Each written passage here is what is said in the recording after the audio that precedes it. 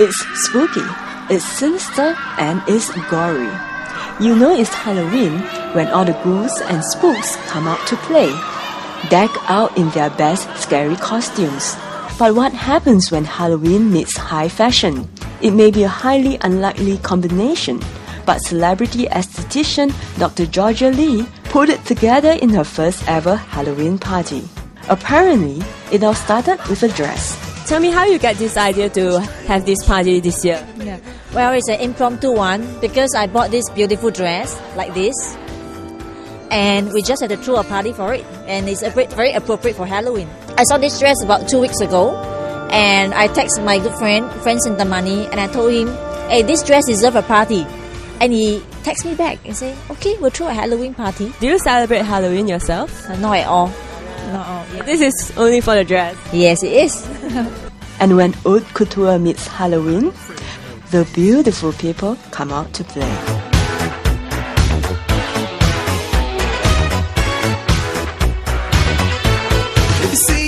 Held at a condominium which Dr. Lee rented just for the event, the party took place in a sprawling 3,500 square feet apartment which took up the entire level, spacious enough to fit over 250 guests and even a secret house of horrors. We hear there's a secret chamber right here at this party, so now we're gonna check it out.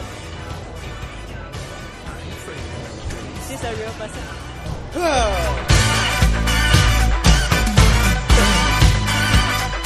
I ain't afraid of no ghosts. Who you gonna call? Ghostbusters! So how many parties do you usually throw a year?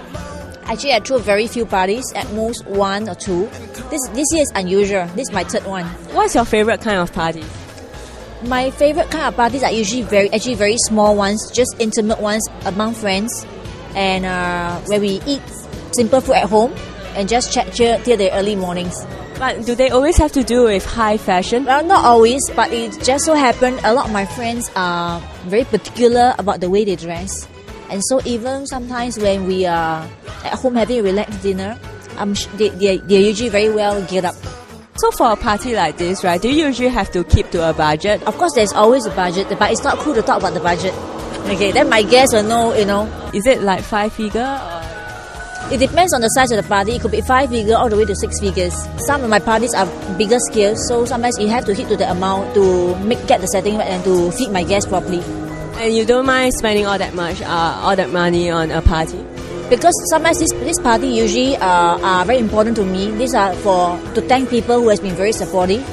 And in the last 1 year, I started also having my annual party as a fundraiser for charity. What is one must-have when you are throwing a party?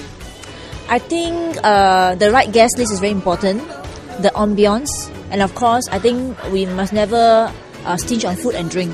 Very important. And entertainment. If you have to invite a politician, who would you invite? For this party, I wouldn't dare. I wouldn't dare to invite any politician. Have you ever invited one to your parties before? Well, some of the younger MPs, because maybe the interaction is better with them. Dr. Lam Ping Ming, I admire him very much. Mr. Teo Salat, and the younger crowd. Yes. Are kids allowed at this party today? Actually, I invited my 2 boys, but they say they'll give it a miss this year. But do you throw parties for your boys, like for kids? Not so, but my boys hang out quite a lot with the adult group. So usually, let's say if I have adult people coming over, I always invite them, and they are quite comfortable among my friends. Up next, we meet the wildest and scariest celebs at the party.